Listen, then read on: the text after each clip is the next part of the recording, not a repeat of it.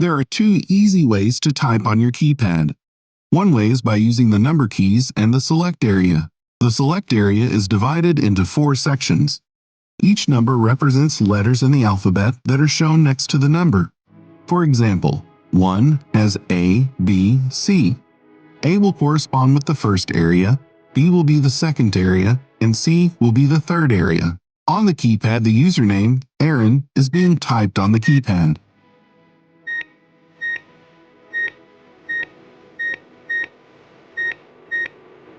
Another way to type is by accessing the QWERTY keyboard on the keypad by tapping on ABC in the top left corner.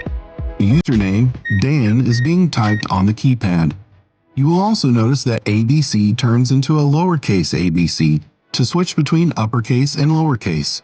This is helpful when needing to use lowercase letters for entering a password for Wi-Fi setup. Below the ABC is the option to switch to symbols. And to the right of the select area is 1, 2, 3 to bring you back to the number keys.